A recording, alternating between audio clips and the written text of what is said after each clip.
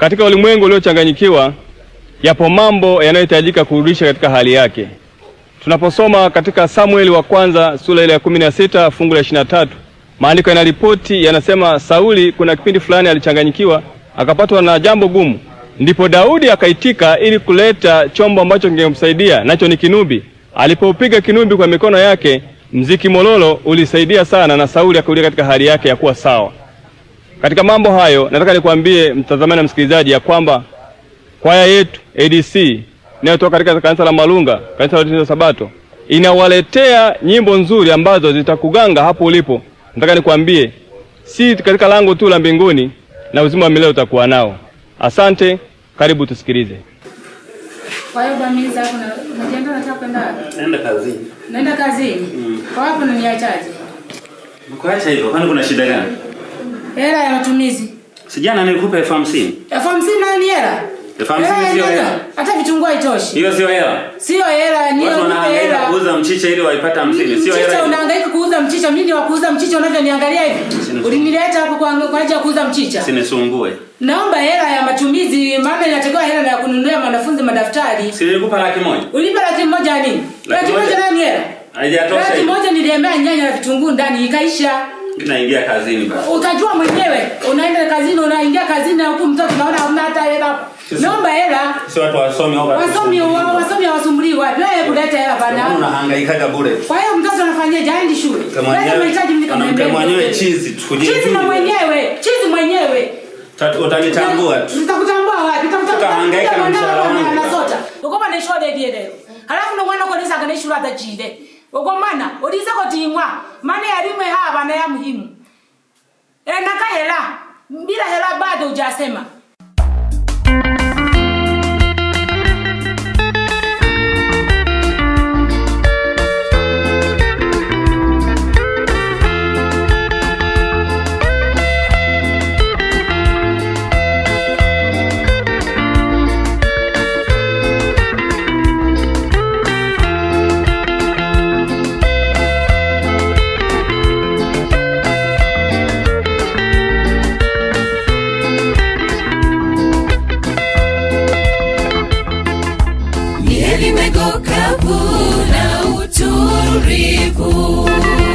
Kuliko nyumba ya kalamu na magombi, ndoa nyingi hapa duniani zimekuwa sio ndoa bali ni ndoano.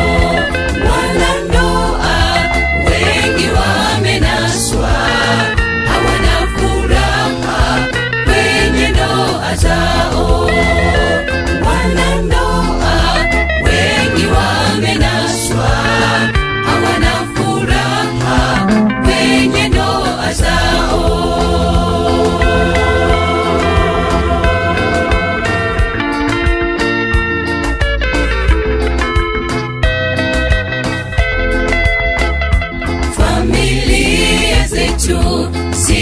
Zitakapopona, makanisa yetu yatakuwa hai. Familia zetu zitakapopona, makanisa yetu yatakuwa hai.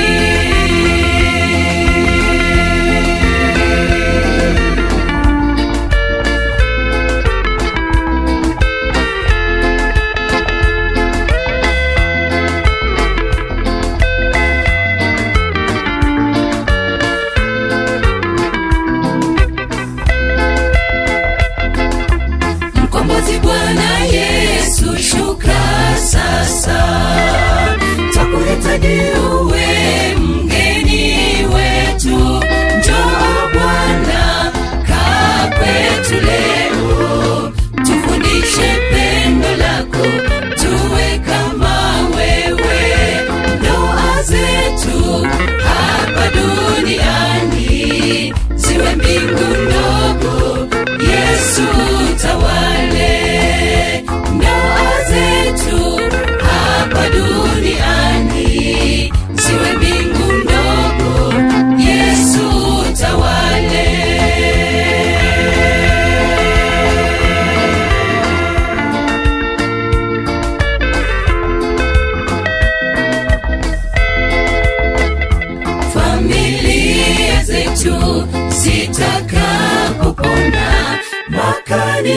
makanisa yetu yatakuwa hai, familia zetu zitakapopona, makanisa yetu yatakuwa hai.